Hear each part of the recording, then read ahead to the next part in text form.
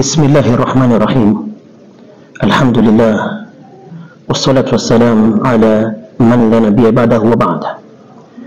Kwa masikitiko makubwa tunazungumzia kuhusu tukio la kutisha na kutia majonzi, tukio ambalo kwamba lilitokea kwa mikono ya maafisa wa usalama.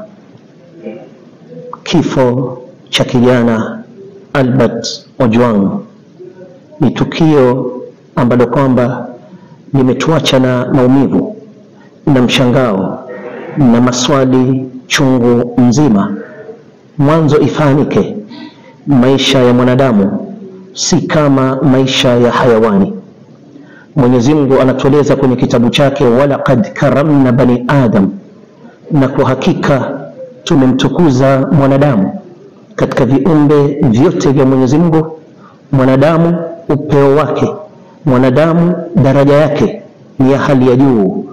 Huwezi mlinganisha hata kidogo kama hayawani. Na huyu mwanadamu uhai wake, Mwenyezi Mungu Subhanahu wa Ta'ala amethamini uhai wa mwanadamu kama huyu. Maisha ya binadamu bila shaka yana thamani. Huwezi kulinganisha maisha ya binadamu na maisha ya hayawani. Tukio la Ojwang ni kengele kwa idara ya usalama. Tumepigwa na butwaa na tumeshangazwa sana kwa hali tetanishi ya kifo chake kilivyotokea.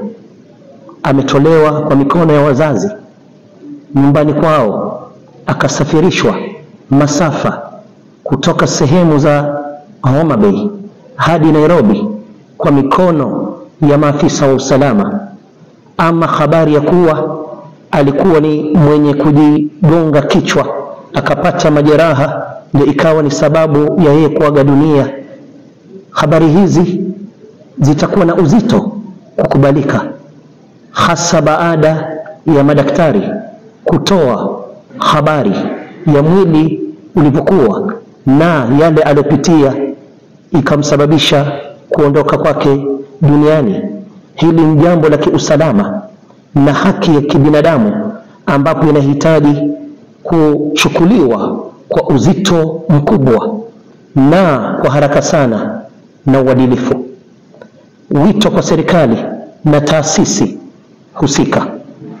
Wito wetu, uchunguzi wa kina na wazi na wa huru kwa kushirikisha IPOA, mashirika ya haki kibinadamu yahusishwe na mashahidi wa ndani, kisha kuchukuliwa hatua kali wale waliohusika, ikiwa ni pamoja na wale walioficha ukweli ambao kwamba walikuwa wanaujua, na kurejesha imani ya raia kwa mfumo wa usalama kwa kuweka mifumo ya uwajibikaji ndani ya vituo vya polisi.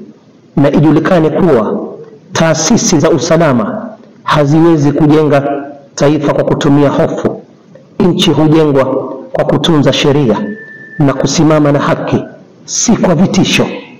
Wito kwa vijana wetu wa taifa, tunawasihi vijana wetu kuepuka kuchukua sheria mikononi mwetu, kwani kosa haiondoshwi kwa kosa. Kama viongozi wa kidini tutaendelea kusimama na haki na kuhubiri amani, lakini pia bila kuogopa. Rambirambi zetu tunazituma kwa familia ya Ojwang, kwa wazee wake, babake, mamake, ndugu zake, marafiki. Pia tunawafariji vijana wa taifa letu kumpoteza mwenzi wao, kwani si pigo kwa familia tu, bali ni huzuni kwa taifa zima.